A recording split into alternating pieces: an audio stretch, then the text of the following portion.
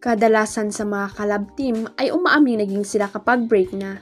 Kaya siniguro ni na Francen Diaz at Seth Fitilin aka Francet na hindi nila itatago sa publiko kung sakasakaling mauwi na sa totohanang relasyon ang samahan nilang dalawa. Payag ni Seth, "Ako ang sasabihin ko lang deserve niya na ipagyabang siya.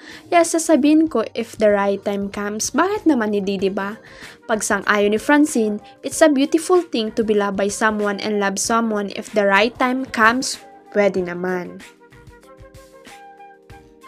Pero ano nga ba ang estado nila? Ani Seth, "Sa ngayon sobrang happy namin yung 2024, sobrang saya. Sobrang saya namin dahil dumoble ang blessings. Yung mga tao na nakapaligid sa amin, pinapanatili kaming safe, di kami pinapabayaan.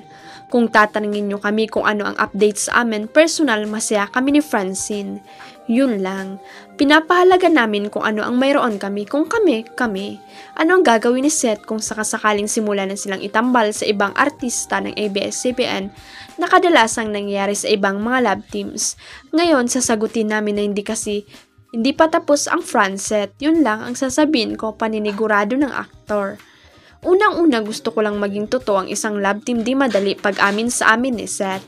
Ang galaw ng isa, di pwedeng kargo ng isa, kargo ng dalawa.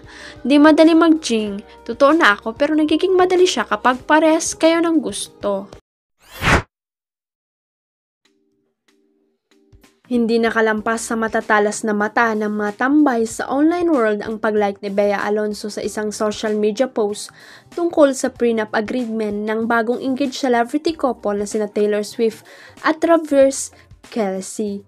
Pinusuan kasi ni Bea ang latest Instagram post ni Hailey Sachs aka Mrs. Dow Jones kung saan nirepost ng financial expert social media influencer ang trending proposal photo ni na Taylor at Travis na may caption na "When he's 6'5" roots for your career and doesn't mind that your lawyer drafted the strongest prenup the world has ever seen." Komento pa ni Miss Dow Jones sa IG niya, "It's a love story baby, just say my assets are protected." Chika pa ng mga intremidang cyber citizen, mukhang sang-ayon daw si Bea sa finance expert media personality na dapat lang magkaroon ng prenuptial agreement ang tinuturing na pinakamayamang international entertainer sa mundo bago ito magpakasal sa fiancé niya. Pinalikan tuloy ng mga memang netizen ang naging issue noon ni Bea at Dominic Roque tungkol sa naudlot na kasal nila matapos mapag-usapan ang bonggang wedding proposal ng dalawa. Huwag kalimutang i-click ang subscribe button at i-ring ang notification bell para sa latest at legit chika updates.